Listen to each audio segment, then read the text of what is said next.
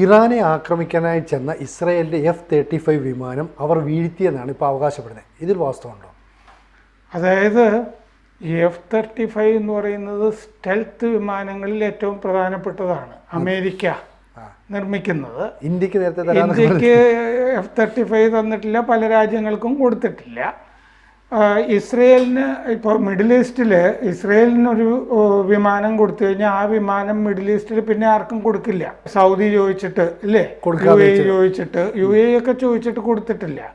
നമുക്ക് വേണമെങ്കിൽ 21 ആദ്യം തരാം, അത് കഴിഞ്ഞ് നമുക്ക് നോക്കാം എന്നൊക്കെ പറഞ്ഞുകൊണ്ടിരിക്കുന്നുണ്ടായിരുന്നു. നമുക്ക് അതിൻ്റെ ആവശ്യമില്ല, നമുക്ക് Su-30 ഒക്കെ കയ്യിലുണ്ടല്ലോ, നമുക്ക് റഷ്യൻ വിമാനങ്ങളൊക്കെ മതി.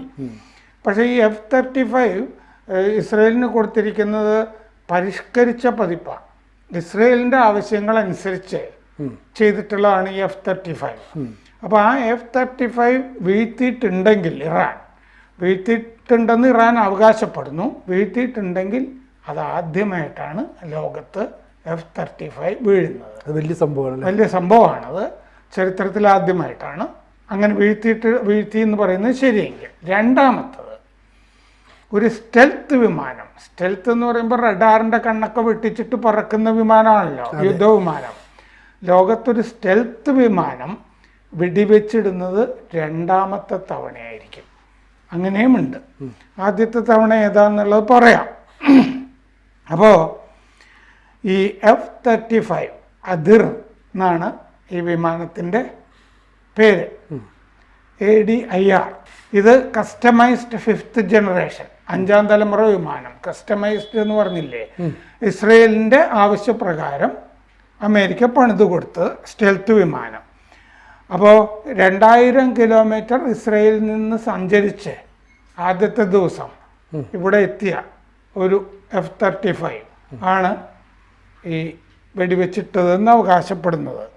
അപ്പോൾ ഈ ഇസ്രയേലിന് F-35-1, F-16, F-15 തുടങ്ങിയ വിമാനങ്ങളും ബാക്കി വിമാന ഇനങ്ങളും ഒക്കെ ഉണ്ട്. പക്ഷെ നോക്കൂ, അമേരിക്ക ആ ജനസിൽ മിക്കവാറും ഒക്കെ കൊടുത്തിട്ടുണ്ട്. ഇവിടെ F-35-1, F-16, F-15 ഒക്കെ അവിടെ ഉണ്ട്. ഉപഗ്രഹ ചിത്രങ്ങളിൽ നമ്മൾ നോക്കുമ്പോൾ ഇറാന് വലിയ ഡാമേജ് വന്നിട്ടുണ്ട് ഇസ്രായേൽ ആക്രമണത്തിൽ. F-35-1 അദിർ അതാണ് ശരിക്കും, F-35-1 ആണ്. F-35 കുറച്ചുകൂടി ശരിയായിട്ട് F-35I എന്ന് പറയുന്നതായിരിക്കും ശരി. അത് ലോക്ഹീഡ് മാർട്ടിൻ്റെ F-35A ലൈറ്റ്നിങ് 2 എന്ന് പറഞ്ഞ വിമാനം പരിഷ്കരിച്ചതാണ്.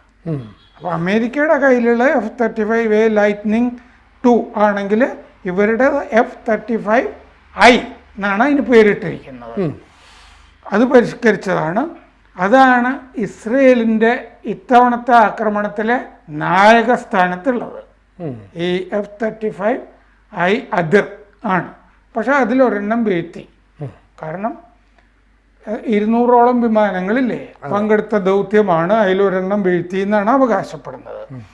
ഇറാൻ ടെൽ-അവീവിൽ ആക്രമണങ്ങൾ നടത്തിയിട്ടുണ്ട്. IDF-ൻ്റെ ഹെഡ്ക്വാർട്ടേഴ്സ് ആക്രമിച്ചിട്ടുണ്ട്. ജെറുസലേം ആക്രമിച്ചിട്ടുണ്ട്. അപ്പോൾ ഒന്നല്ല 2 F-35 വീഴ്ത്തി എന്നാണ് ഇറാൻ്റെ അവകാശവാദം. അപ്പോൾ റഡാറിനെ വെട്ടിച്ച് അല്ലേ പോയി എന്നാണ് പറയുന്നത്. അപ്പോൾ അങ്ങനെ റഡാറിൻ്റെ കണ്ണിൽ പെടാൻ പാടില്ല F-35. റഡാറിൻ്റെ കണ്ണിൽ പെട്ടിട്ടുണ്ടല്ലോ, അങ്ങനെയാണെങ്കിൽ വെടിവെച്ച് വീഴ്ത്തിയെങ്കിൽ അതെങ്ങനെ, അതൊരു മിസ്റ്ററിയാണ്. പിന്നെ ഇതിനെ F-35 ഓവർ എസ്റ്റിമേറ്റ് ചെയ്തിട്ടുണ്ടോ ഇല്ലേ അതിൻ്റെ ശേഷിയെപ്പറ്റി എന്നുള്ളൊരു സംശയം ഉയരുന്നുണ്ട്. വീഴ്ത്തിയെങ്കിൽ എന്നുള്ളത്, അത് പാകിസ്ഥാൻ നമ്മുടെ പലതും വീഴ്ത്തി. ഈ റഫാല് വീഴ്ത്തി എന്ന് പാകിസ്ഥാൻ പറയുന്നത് ഒട്ടും ശരിയല്ല എന്ന് ദസോൾട്ടിൻ്റെ മേധാവി പറഞ്ഞിട്ടുണ്ട് ഇന്നലെ. അങ്ങനെ പറയാൻ പാടില്ല, പറഞ്ഞിട്ടുണ്ട്.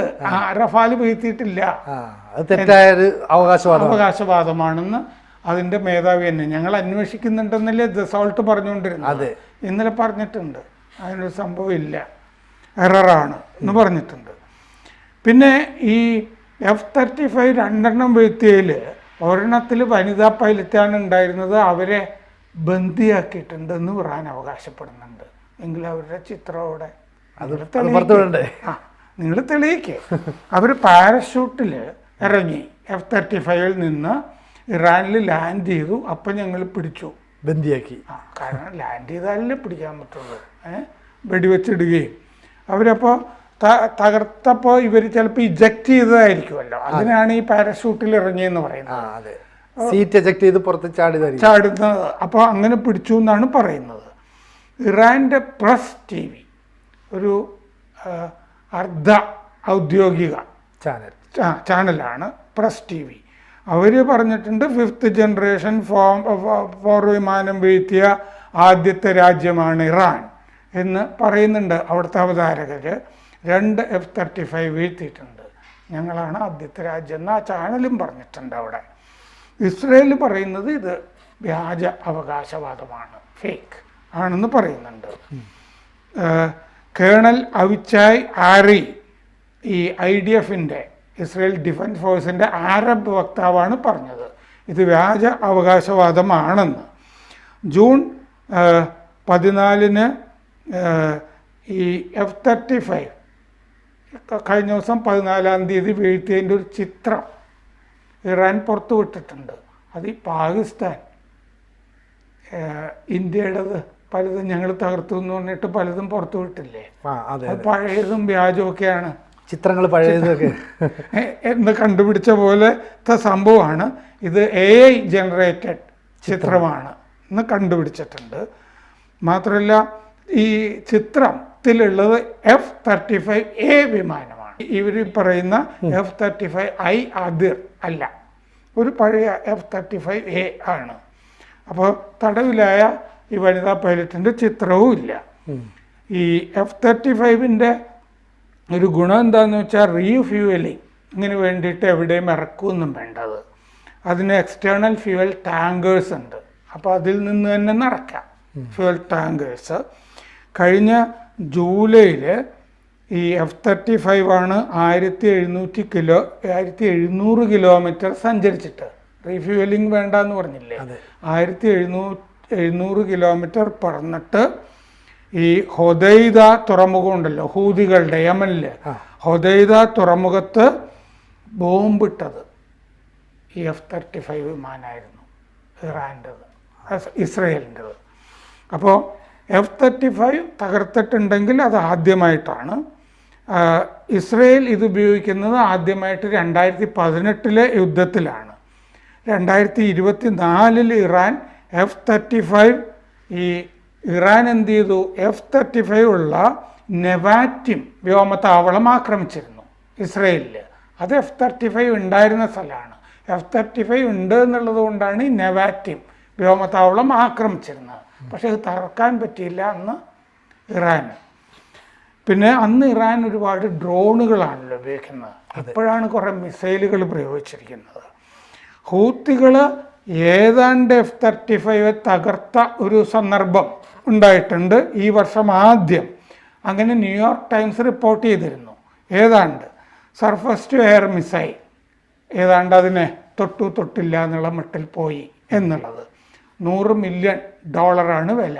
F-35ന് 862 കോടി രൂപ വരും. ആദ്യമായി ഒരു സ്റ്റെൽത്ത് വിമാനം തകർത്ത കാര്യം കൂടി പറയാം. അമേരിക്കയുടെ F-117 നൈറ്റ് ഹോക്ക് 1999 തകർത്തത്. ലോകത്തിലെ ആദ്യമായിട്ടൊരു സ്റ്റെൽത്ത് വിമാനം റഡാറിന്റെ കണ്ണിൽപ്പെടാതെയൊക്കെ സഞ്ചരിക്കുന്നു എന്ന് പറയുന്നതാണല്ലോ. അമേരിക്കയ്ക്ക് നാണക്കേടുമായിരുന്നു. ഇത് കൊസോവോ യുദ്ധം ഉണ്ടല്ലോ, നാറ്റോ ബോംബിംഗ് ഒക്കെ നടന്നത്. കൊസോവർ അൽബേനിയക്കാരുടെ വംശഹത്യ നടക്കുന്ന കാലത്ത് സ്ലോബോദൻ മിലോസെവിച്ച് സെർബിയയുടെ പ്രസിഡന്റ് ഈ വംശഹത്യ നടക്കുന്ന കാലത്താണ്. 1999 മാർച്ച് 27 രാത്രി 8-നാണ് സംഭവിച്ചത്. F-117 അതിന് പേര് വേഗ 31 എന്നായിരുന്നു. അതിന് കോഡ് നെയിം സംതിങ് വിക്കഡ് എന്നുള്ളതായിരുന്നു. വൃത്തികെട്ട ഒന്ന്, സംതിങ് വിക്കറ്റ് എന്ന്. അപ്പോൾ യുഗോസ്ലാവ് നാഷണൽ ആർമി ആണത് വെടിവെച്ചിട്ടത്. നേവ മിസൈൽ ഉപയോഗിച്ചിട്ടാണ് വെടിവെച്ചിട്ടത്, സർഫസ് ടു എയർ മിസൈൽ. അതിലെ പൈലറ്റ് സെൽക്കോ സ്വയം ഇജക്റ്റ് ചെയ്ത് പുറത്തേക്ക് വന്നു. പൈലറ്റ് രക്ഷപ്പെട്ടു. അതാണ് ആദ്യത്തെ സ്റ്റെൽത്ത് വിമാനം, യുദ്ധവിമാനം തകർത്ത സംഭവം. കൂടുതൽ വാർത്തകളും വിശേഷങ്ങളും നിങ്ങളിലേക്ക് എത്താൻ ABC മലയാളം സബ്സ്ക്രൈബ് ചെയ്യുക, ബെൽ ബട്ടണും അമർത്തുക.